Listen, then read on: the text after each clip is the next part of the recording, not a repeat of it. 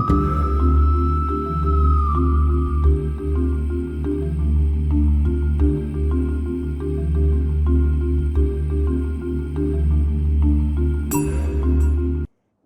सुस्वागतम, वेलकम। मैं निधि शिमाली आपके अपने इस यूट्यूब चैनल में आप सभी का स्वागत करती हूँ।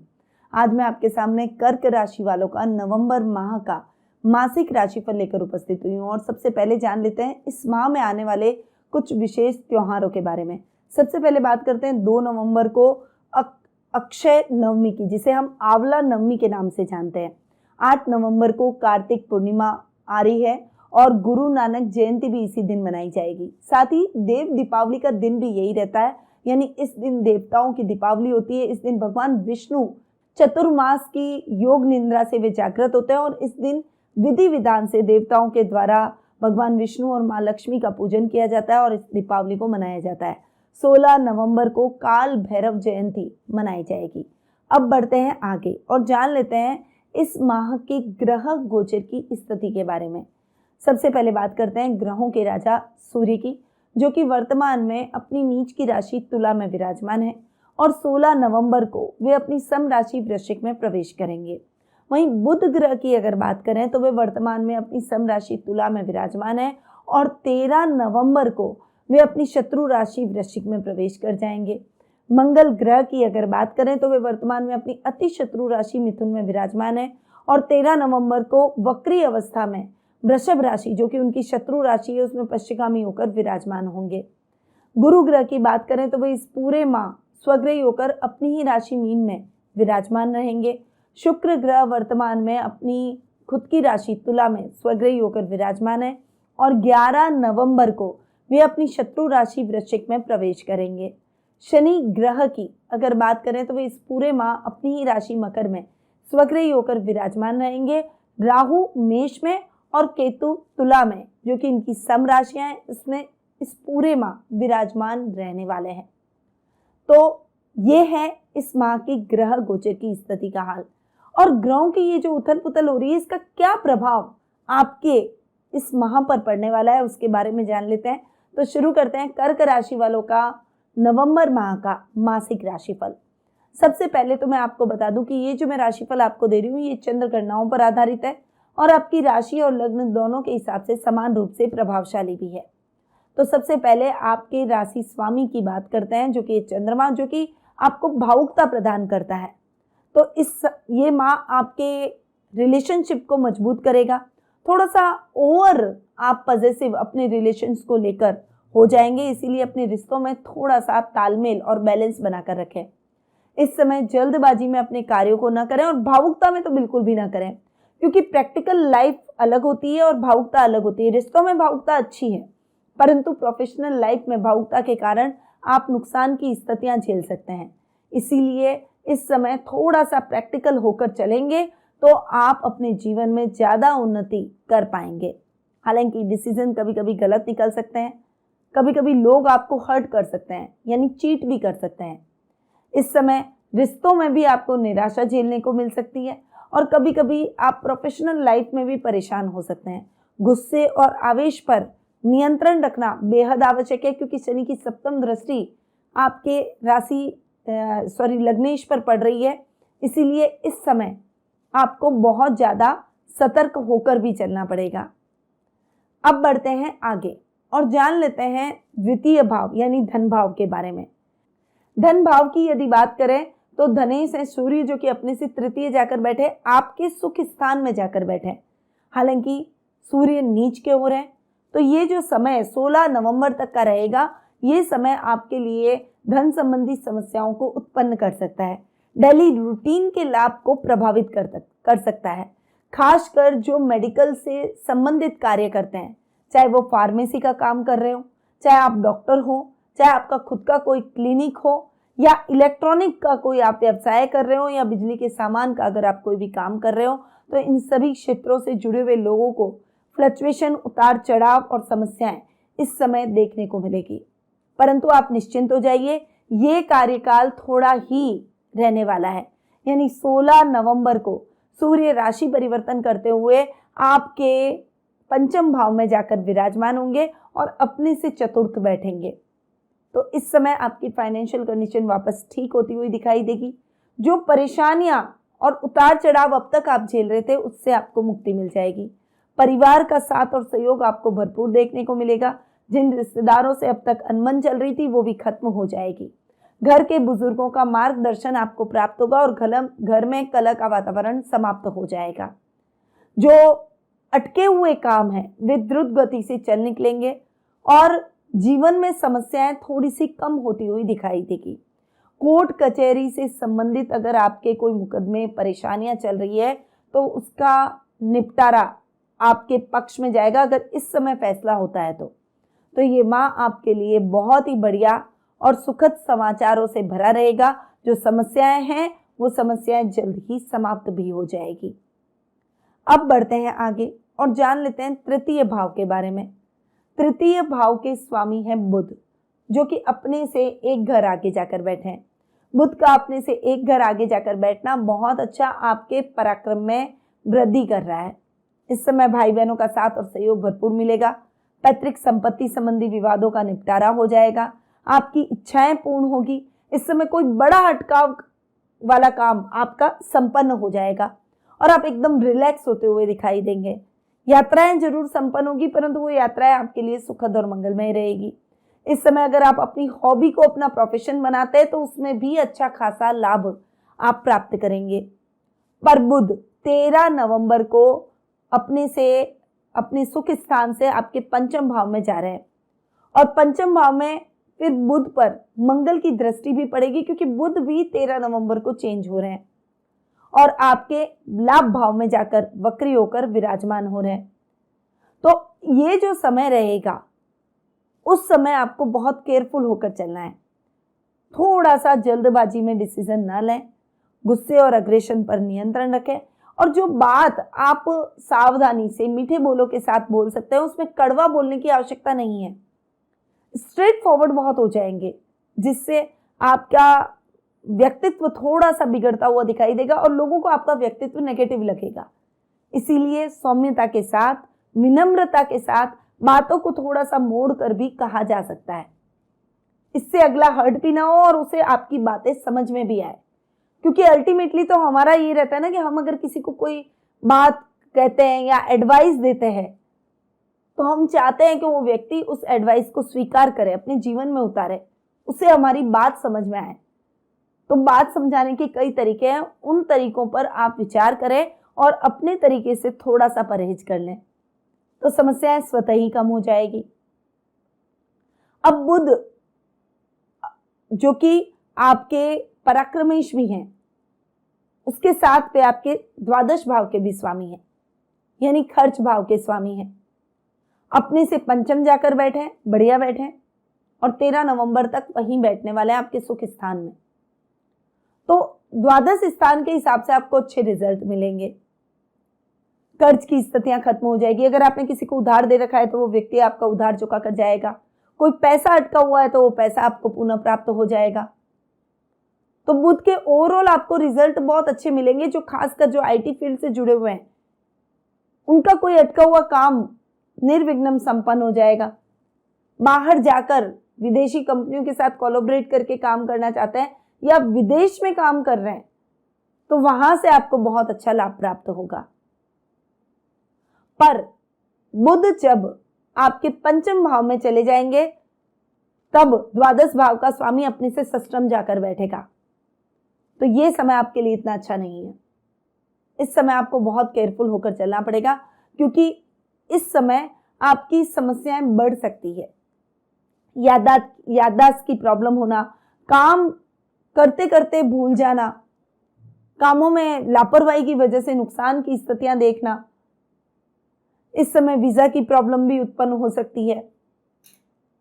बाहर जाकर जो स्टूडेंट पढ़ाई कर रहे हैं उनके लिए भी कई समस्याएं उत्पन्न हो सकती है। तो इस समय बहुत केयरफुल होकर चलें, जल्दबाजी में डिसीजन न लें और शांति से अपने मुद्दों को सुलझाने का प्रयास करें। खासकर कोई भी नए कार्य की शुरुआत से बचना चाहिए। जो रूटीन में काम चल रहे हैं, रूटीन में जो लाइफ चल रही है उसी को धीरे धीरे आगे बढ़ाएं, क्योंकि जब समय सही नहीं होता है तब हमें यही करना चाहिए, वरना समस्याएं और ज्यादा बढ़ जाती है और हम उलझते चले जाते हैं। अब आते हैं आपके सुख स्थान पर। आपके सुख स्थान के लॉर्ड है शुक्र, जो कि आपके लाभ भाव के भी स्वामी हैं। तो सुख स्थान का स्वामी अपने ही घर में महीने की शुरुआत में स्वग्रही होकर बैठा है, आपके सुखों में वृद्धि करेगा। इस समय आप कुछ भी नए आइटम्स की खरीदारी अपने घर में कर सकते हैं, यानी घर का रिनोवेशन कराना, घर के रखरखाव पर खर्च करना, घर में कुछ अच्छे नए आइटम लेकर आना, अपनी लग्जरी को बढ़ाने के काम आप इस समय करते हुए दिखाई देंगे। परंतु ये काम आपके होने वाले हैं 11 नवंबर तक। उसके बाद शुक्र भी आपके पंचम भाव में जाएंगे। मंगल की दृष्टि का सामना शुक्र को करना पड़ेगा। इस समय थोड़ा सा संभल कर रहना है, यानी इस समय ऐसा होगा कि आपको जो चाहिए वो आप खरीदना चाहेंगे, परंतु कई बार जो खरीदने जा रहे हैं उसके साथ 2 चीजें और खरीद के ले आएंगे, या फिर वो जो खरीदने जा रहे हैं वो नहीं खरीदा और कुछ और ले लिया। तो इन चीजों से आपको थोड़ा सा बचना चाहिए, क्योंकि ये जो प्रवृत्ति है ये आपके खर्चों को भी बढ़ा सकती है, आपके कर्ज की स्थितियों को भी बढ़ा सकती है और आपको परेशान कर सकती है। क्योंकि एक कहावत आपने सुनी होगी कि व्यक्ति को अपनी चादर के अनुसार पैर फैलाने चाहिए। तो आपको भी अपना बजट देखना है, आपकी इनकम देखनी है कि आप कितना कमाते हैं, कुछ उसमें से सेविंग भी जरूरी है। अपने भविष्य को भी संवारने के कुछ काम हमको करने पड़ेंगे, और वो जब हमारे पास पैसा नहीं रहेगा तो हम कैसे करेंगे। इसीलिए थोड़ा सा संभल कर रहें, तभी आप शुक्र के बेहतरीन रिजल्ट पाएंगे। अब शुक्र चूंकि आपके लाभेश भी हैं, लाभ भाव का स्वामी अपने से पंचम जाकर बैठता है, षष्ठम जाकर बैठता है, तो वो महीने की शुरुआत में लाभ की स्थितियां थोड़ी सी फ्लक्चुएशन से भरी कर सकता है। शुक्र हालांकि अपने ही घर में बैठेंगे तो वे बहुत ज्यादा तकलीफें नहीं देंगे, पर छोटी छोटी समस्याएं जरूर उत्पन्न होगी, पर लाभ आपका फिर भी ठीक रहेगा। अब शुक्र 11 नवंबर को चेंज होंगे, राशि परिवर्तन करके और आपके पंचम भाव में आ जाएंगे, और बहुत अच्छा इंटर एक्सचेंज होगा पंचमेश का लाभ भाव में और लाभेश का पंचम भाव में, यानी शुक्र और मंगल का इंटर एक्सचेंज। यह आपकी लाभ की स्थितियों को भी बढ़ाएगा, पढ़ाई में भी आपको सफलता दिलवाएगा, करियर में आपको सपोर्ट करेगा। यानी ओवरऑल ये समय 11 नवंबर के बाद का आपको और भी अच्छी और उत्तम परिस्थितियां दिलवाएगा। सर्कल और लेवल बढ़ेगा, गणमान्य व्यक्तियों की सूची में आप आ जाएंगे, कुछ वीआईपीज आपके सर्कल में जुड़ेंगे जो कि आने वाले समय में आपके काम में मदद करते हुए आपको अच्छा लाभ दिलवाते हुए दिखाई देंगे। अगर आप नौकरी कर रहे हैं तो अधिकारियों का साथ और सहयोग आपको भरपूर मिलेगा, जिससे अटकाव की स्थितियां आपके जीवन से खत्म हो जाएगी। तो ओवरऑल ये जो समय शुक्र के रिजल्ट है ना, वो आपको बहुत ही अच्छे देगा। अब आते हैं आपके पंचम भाव पर। देखिए पंचम भाव के स्वामी है मंगल, जो कि मैंने आपको बोला पश्चिगामी हो रहे, वक्री अवस्था में शत्रु राशि में जाकर बैठे हैं। हालांकि 11th हाउस में अगर कोई भी ग्रह बैठता है, चाहे वो वक्री हो, चाहे नीच का हो, चाहे उच्च का हो, वो रिजल्ट अच्छे ही देता है। और इस समय मैंने आपको बताया कि पंचमेश और आपके लाभेश की युति भी हो रही है, तो मंगल लाभ भाव में बैठकर पंचम भाव को देख रहा है, और आपकी कुंडली के लिए तो मंगल योग कारक ग्रह भी है। तो सोने पे सुहागा वाली स्थितियां आपको देखने को मिलेगी। यानी करियर में अगर आप कोई टेक्निकल फील्ड से जुड़े हुए हैं, टेक्निकल पढ़ाई करना चाह रहे हैं, इंजीनियरिंग की कोई पढ़ाई करना चाह रहे हैं, तो ये समय आपके लिए बहुत ही सपोर्टिव है। उन युवक युवतियों को ये समय एक लक्ष्य की तरफ जरूर पहुंचाएगा। अगर आप आईपीएस या फिर पुलिस, सेना, नेवी जैसे डेयरिंग जॉब से जुड़ना चाहते हैं तो उसके लिए भी ये समय बहुत अच्छा है। ये समय आपको ऐसे कार्यों में भी आपको संलग्न करेगा, अपने लक्ष्य तक पहुंचाने में आपकी मदद जरूर करेगा। वहीं अगर आप खेल कूद में, स्पोर्ट्स में बहुत अच्छे हैं, वो पेरेंट्स बहुत खुश हो जाए जिनके बच्चे स्पोर्ट्स में अच्छे हैं। और अगर इस समय इस माह कोई टूर्नामेंट है तो निश्चित रूप से उस टूर्नामेंट में आपको पदक मिलेगा। मेहनत और प्रयास तो आपको ही करने पड़ेंगे, क्योंकि जो मेहनत करता है उसी को रिजल्ट मिलता है। तो कर्म प्रधान बनेंगे तो निश्चित रूप से परिणाम आपके लिए बहुत अच्छे और सकारात्मक रहेंगे। तो खिलाड़ियों के लिए यह समय उत्तम परिणामों से भरा रहेगा। जो फिजिकल एजुकेशन में कुछ अपना करियर ढूंढ रहे हैं उनके लिए भी ये समय बहुत अच्छा रहेगा। अब मंगल चूंकि आपके कर्मेश भी हैं तो कर्म भाव पर आते हैं। कर्म भाव के स्वामी है मंगल, जो कि महीने के प्रारंभ में यानी 13 नवंबर तक तो अपने से तृतीय जाकर बैठेंगे, आपके खर्च भाव में बैठेंगे। पर 13 नवंबर के बाद मंगल आ जाएंगे आपके लाभ भाव में और मंगल देंगे आपको बहुत अच्छे परिणाम। हालांकि कर्म भाव में राहु बैठे हैं जो कहीं ना कहीं कभी ना कभी भ्रमित करता है। मतलब कोई भी काम आप करते हैं ना, एक अनायास भय आपके मन में रहता है, ये काम करूंगा सही रहेगा या नहीं, ये काम मेरे लिए अच्छा है या नहीं, इन प्रश्नों से आप हमेशा घिरे रहते हैं और उस चक्कर में कई बार आप पैर पीछे कर लेते हैं, यानी उस कार्य को करते करते रुक जाते हैं। पर हो सकता है वो कार्य आपके उन्नति के रास्ते तय कर दे, आपको और अच्छी उन्नति और प्रगति के रास्ते पर ले जाए। इसीलिए अपने सेल्फ कॉन्फिडेंस को बनाए रखिए। डिसीजन मेकिंग आपको नहीं बिगाड़नी है, भ्रमित नहीं होना है। और अगर ऐसी स्थिति आती भी है तो आप अपने पारिवारिक सदस्यों की सलाह ले सकते हैं, अपने पेरेंट्स की सलाह ले सकते हैं या किसी अनुभवी मित्र की भी ले सकते हैं, परंतु किसी से विचार विमर्श करके सही डिसीजन पर पहुंचे। काम एंड कूल रहकर अपने कार्यों को करें, जल्दबाजी में किसी भी डिसीजन को ना लें। मंगल चूंकि लाभ भाव में बैठकर आपके लाभ की स्थितियों को भी बढ़ा सकते हैं। उतार चढ़ाव की स्थितियां आएंगी परंतु लाभ की स्थितियां फ्लक्चुएट नहीं होगी, ये मैं पहले भी बोल चुकी हूं। खासकर उन लोगों के लिए ये समय बहुत अच्छा है जो कि अपना भाग्य, पुलिस, सेना, नेवी जैसे डेयरिंग जॉब से जुड़ना चाहते हैं, या फिर अगर आप ठेकेदारी का कोई काम कर रहे हैं, कंस्ट्रक्शन लाइन से जुड़े हैं, तो उन क्षेत्रों से जुड़े हुए लोगों को भी ये समय बहुत अच्छे और उत्तम परिणामों की प्राप्ति करवाएगा। रिजल्ट्स बहुत अच्छे मिलेंगे। अब आते हैं आपके रोग भाव पर। रोग भाव के स्वामी है गुरु, जो कि आपके भाग्य स्थान के भी स्वामी हैं और भाग्य स्थान में स्वग्रही हो रहे हैं। रोग भाव का स्वामी अपने से चतुर्थ जाकर बैठा है। तो अब तक जो स्वास्थ्य संबंधी समस्याएं चल रही थी, चाहे माइग्रेन हो, बीपी हो, शुगर हो, थायराइड हो, पेट से संबंधित प्रॉब्लम हो, दिल या दिमाग की कोई प्रॉब्लम हो, कोई बड़ा रोग अगर आपको घिर रहा था तो उसमें भी अब आपको आराम आएगा, एकदम रिलैक्स हो जाएंगे। और 13 नवंबर के बाद का समय तो बहुत अच्छा रहेगा क्योंकि उस समय मंगल की दृष्टि भी आपके रोग भाव से हट जाएगी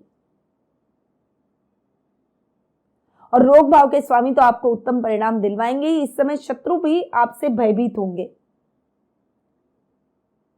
आपके कर्ज से आपको मुक्ति मिल जाएगी, पैसा आपके ऊपर से सर से उतर जाएगा और आप टेंशन फ्री हो जाएंगे। गलत मित्रों की संगति छूट जाएगी। गलत आदत अगर आपके अंदर कुछ है और आप उसे छोड़ना चाहते हैं तो ये समय बहुत उपयुक्त है, आप उस गलत आदत का त्याग कर पाएंगे, यानी वो आदत आपके जीवन से सदा के लिए चली जाएगी। तो ये समय बहुत बेहतरीन है, आपको रिजल्ट बहुत अच्छे मिलेंगे।